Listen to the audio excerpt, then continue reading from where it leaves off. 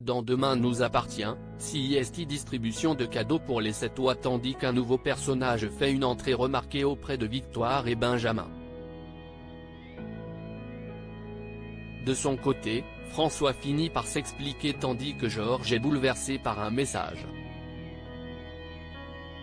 Mardi 26 décembre 2023 dans Demain nous appartient.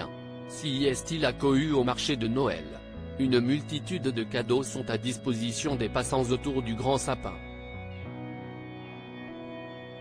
Pour les oubliés du Père Noël. Servez-vous, est-il indiqué. Arrivant pour vendre leurs huîtres, Chloé, Ingrid Jovin, qui a dévoilé si c'était elle qui avait fait sa cascade lors de l'explosion du lycée, et Alex ne peuvent que constater l'euphorie générale. Mais la fête est de courte durée quand le père de Céleste découvre que Mona s'apprête à repartir avec une statuette, disparue quelques jours plus tard sous le sapin des Moreno. Tous les cadeaux sont des biens volés par le faux Père Noël. La police est alors appelée.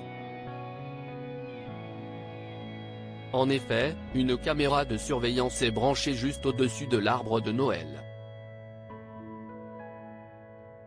Demain nous appartient en avance, Benjamin sous le charme d'une nouvelle arrivante au Spoon, Victoire, qui va bientôt être bouleversée par le retour d'un personnage, renverse malencontreusement son café sur une jeune femme.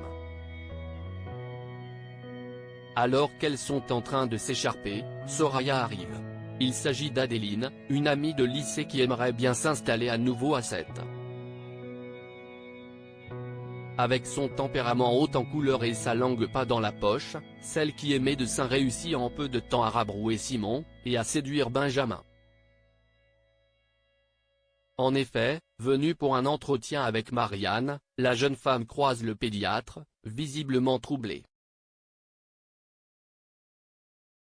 Le début d'une idylle? En attendant, Adeline est là pour soutenir Soraya. Le soir venu alors que les deux amis dînent avec Victoire, l'avocate s'effondre en repensant à Gabriel. La réconciliation avec Nord n'a malheureusement pas dissipé ses sentiments pour le jeune homme. Heureusement, elle peut compter sur ses amis. Demain nous appartient en avance, Charlie découvre le secret de François au petit matin. Charlie, Clémence Lassala, qui a répondu aux rumeurs de son départ, est surprise de découvrir François en pyjama dans leur lit. Arguant qu'il avait froid, le couple se chamaille gentiment sur la séduction au sein de leur couple. Plus tard, on retrouve le professeur de français à l'hôpital avec Marianne. Il a des plaques d'eczéma dans le dos. Après l'avoir interrogé sur son mode de vie et de possibles sources de stress, la médecin lui fait comprendre que son futur départ au Canada est sûrement la cause de cette crise.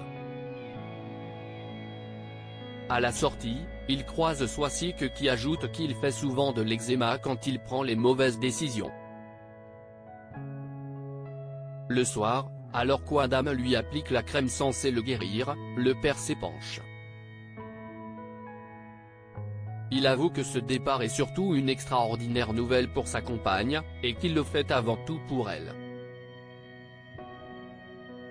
Il a peur que son fils lui manque et d'avoir des regrets. Malheureusement, la porte de la salle de bain où les deux garçons discutent n'est pas fermée, et Charlie entend la discussion. Elle semble bouleversée. Demain nous appartient en avance, Georges reçoit un message inquiétant au commissariat. Les personnes qui ont été volées sont invitées à venir désigner leurs cadeaux, pour le plus grand plaisir de Christelle et Sylvain qui découvrent leurs présents, mais moins pour Victor qui ne retrouve pas ceux achetés pour Timothée. Du côté de l'enquête, les policiers font aussi grise mine, même si le concept de voleur au grand cœur plaît à Sarah. Ainsi, les images des caméras de surveillance ne sont pas exploitables et les enquêtes de voisinage non plus. Chez les Delcourt, même si le cœur est à la fête, Marianne est en colère contre celui qui lui a volé ses cadeaux. Heureusement, le plaisir d'être ensemble, notamment avec Judith, rattrape cette déception.